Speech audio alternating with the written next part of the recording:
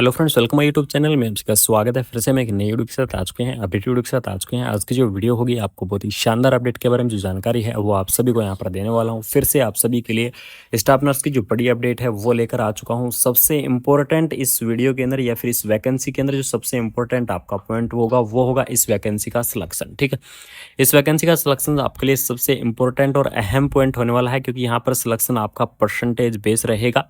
और ये आप सभी के लिए सबसे इंपॉर्टेंट चीज़ रहेगी कि यहाँ पर आपका कोई भी जो एग्ज़ाम है वो एग्ज़ाम आपको नहीं देना है, यानी कि विदाउट एग्ज़ाम आपकी जो भर्ती है वो होने वाली है और बहुत ही शानदार भर्ती रहेगी। तो सारी चीज़ों के बारे में डिस्कस करेंगे, तो वीडियो के लास्ट तक आप जरूर बने रहें। साथ ही साथ अपने फ्रेंड सर्कल के अंदर इस वीडियो को ज़्यादा से ज़्यादा शेयर कर दें।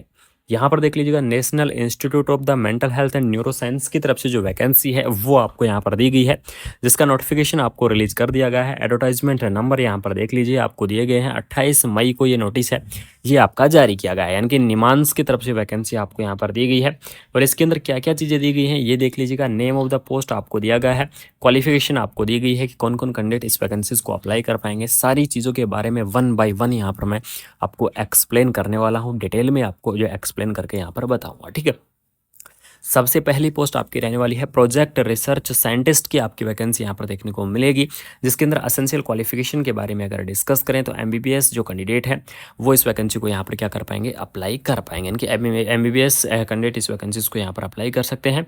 यहाँ पर डिजायरेबल एक्सपीरियंस है, अगर आपके पास है तो आप लगा दीजिए, अगर नहीं है तो कोई दिक्कत नहीं है। फ्रेशर भी यहाँ पर अप्लाई कर सकते हैं। एज लिमिट के बारे में अगर मैं डिस्कस करूँ तो 35 ईयर आपको जो एज लिमिट है वो आपको यहाँ पर देखने को मिल जाएगी, यानी कि 35 साल इसकी एज लिमिट रहेगी। टोटल सैलरी के बारे में अगर मैं डिस्कस करूं तो 67,000 रुपये सैलरी प्लस आपका एचआरए, इस मिला के आपको 85,000 आपको जो सैलरी है वो आपको यहाँ पर देखने को मिल जाएगी। ठीक है, एप्लीकेशन फॉर्म आपको किस प्रकार से करना है, तो एप्लीकेशन फॉर्म के लिए यहाँ पर देख लीजिएगा आपको एक लिंक प्रोवाइड करवाया गया है। हर वैकेंसी का अलग अलग आपको यहाँ पर फॉर्म लिंक प्रोवाइड किया गया है। वो लिंक मैं आपको नीचे डिस्क्रिप्शन के अंदर डाल दूंगा इस वीडियो के नीचे। तो जो भी अगर इंटरेस्टिंग है तो डायरेक्टली आप उस लिंक को वहाँ पर क्या कर सकते हैं, फिल कर सकते हैं और आपको जो एप्लीकेशन फॉर्म है उसको आप यहाँ पर फिलअप कर दीजिएगा। ठीक है, तो स्टाफ नर्स की वैकेंसी का जो एप्लीकेशन लिंक है और भी बाकी सभी पोस्टों का लिंक मैं आपको यहाँ पर नीचे कमेंट बॉक्स के अंदर आपको बिल्कुल यहाँ पर क्या करवा दूंगा, प्रोवाइड करवा दूंगा। ठीक है, नेक्स्ट पोस्ट आपकी क्या रहने वाली है, प्रोजेक्ट नर्स की आपकी जो पोस्ट है वो आपको यहाँ पर देखने को मिल जाएगी। और प्रोजेक्ट नर्स के अंदर कौन कौन कैंडिडेट अप्लाई कर पाएंगे, तो जो जीएनएम कैंडिडेट है वो इस वैकेंसी को क्या कर सकते हैं, यहाँ पर अप्लाई कर सकते हैं। बीएससी नर्सिंग कैंडिडेट इस वैकेंसी को यहाँ पर अप्लाई कर सकते हैं। पोस्ट बीएससी नर्सिंग कैंडिडेट भी इस वैकेंसीज को अप्लाई कर पाएंगे। ठीक है, इससे अगर आप ग्रेजुएट, इससे ज़्यादा अगर ग्रेजुएट कर रखे हो, अगर आप इंटरेस्टिंग हो इस जॉब के लिए तो आप भी क्या कर सकते हैं, इस वैकेंसी को यहाँ पर अप्लाई कर सकते हैं। ठीक है, ये तो इसकी क्या थी, एक क्वालिफिकेशन थी, एसेंशियल क्वालिफिकेशन थी।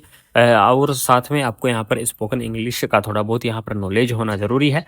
उसके बाद में देख लीजिए कि सैलरी के बारे में यहाँ पर थोड़ी सी डिस्कस कर लेते हैं। तो एज लिमिट अगर मैं बात करूँ, आपको स्टाफ नर्स की जो एज लिमिट है, आपकी स्टाफ नर्स की एज लिमिट आपकी 30 ईयर यहाँ पर रहने वाली है। ठीक है, 30 ईयर आपकी एज लिमिट रहेगी। सैलरी के बारे में डिस्कस करूँ तो 20,000 प्लस आपका 5400 एचआरए रहेगा। 25,500 के आसपास आपकी जो सैलरी है वो आपकी यहाँ पर रहने वाली है। और यहाँ पर देख लीजिएगा, इस वैकेंसी के नीचे भी आपको एप्लीकेशन फॉर्म का जो लिंक है वो आपको प्रोवाइड करवाया गया है, यानी कि आपको स्टाफ नर्स की पोस्ट के लिए आपको इस लिंक को क्या करना पड़ेगा, फिलअप करना पड़ेगा अपनी स्टाफ नर्स की वैकेंसी के लिए। ठीक है, तो ये लिंक मैं आपको यहाँ पर नीचे प्रोवाइड करवा दूंगा, तो वहाँ से आप जाके क्या कर सकते हैं, बिल्कुल फिलअप कर सकते हैं। उसके बाद में आपकी जो नेक्स्ट पोस्ट आपको यहाँ पर देखने को मिलेगी वो आपकी प्रोजेक्ट रिसर्च साइंटिस्ट की जो वैकेंसी है वो आपको यहाँ पर देखने को मिलेगी, जिसके अंदर एसेंशियल क्वालिफिकेशन आपको BTech in the computer science या फिर इंजीनियरिंग के अंदर आपकी होनी चाहिए। ठीक है, यहाँ पर आपको एक्सपीरियंस के लिए दिया गया, डिज़ायरेबल एक्सपीरियंस है, अगर आप चाहें तो लगा सकते हैं।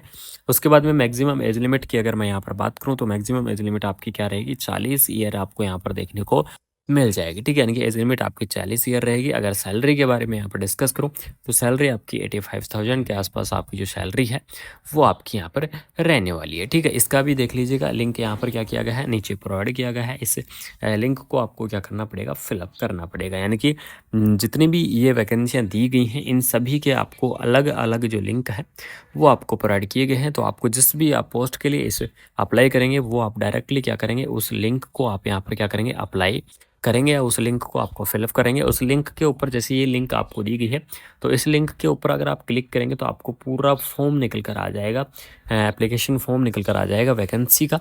और उस एप्लीकेशन फॉर्म को आप प्रॉपर तरीके से अच्छे से कंप्लीटली आप क्या करेंगे, फिलअप करेंगे और फाइनली सबमिट करना ज़रूरी है, क्योंकि अगर बीच में आप छोड़ देंगे उस चीज़ को तो फिर बाद में वो आपका जो मान्य है वो नहीं होगा, ठीक है।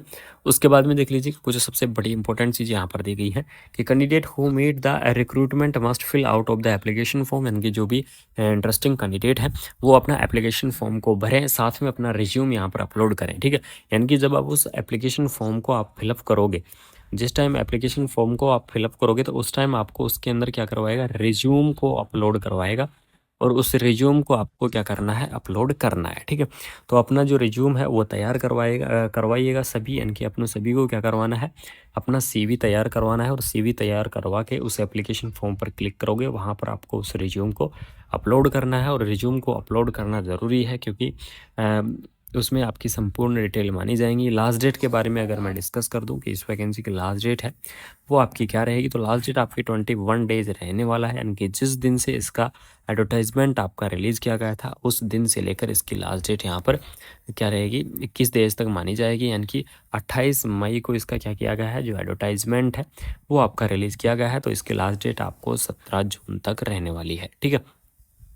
यानी कि 17 जून तक आप क्या कर पाएंगे, इस वैकेंसीज़ को यहाँ पर अप्लाई कर पाएंगे। इसकी देख लीजिएगा ऑफिशियल वेबसाइट भी आपको यहाँ पर दी गई है।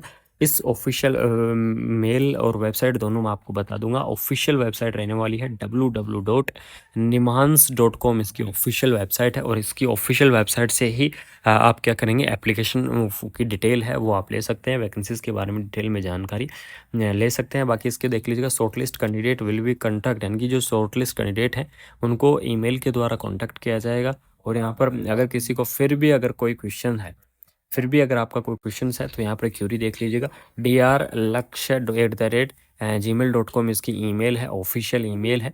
इस ईमेल पर आप मेल करके कोई भी क्यूरी है वो आप अपनी क्यूरी यहाँ पर ले सकते हैं, कोई भी आप जो डाउट है वो क्लियर कर सकते हैं। बाकी एक चीज़ आप ज़रूर ध्यान रखें, जब आप सीवी देंगे यानी कि अपना आप रिज्यूम देंगे तो उस रिज्यूम के अंदर मोबाइल नंबर और मोबाइल नंबर के बाद में मेल, ठीक है।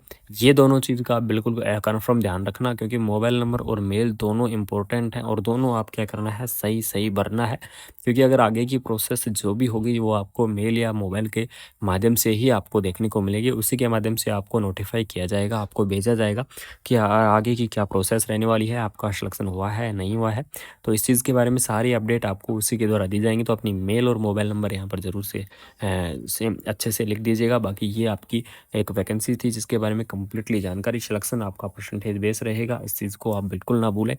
बाकी अगर वीडियो अच्छी लगी, इन्फॉर्मेटिव लगी तो चैनल को सब्सक्राइब कर दीजिएगा। Thank you so much. जय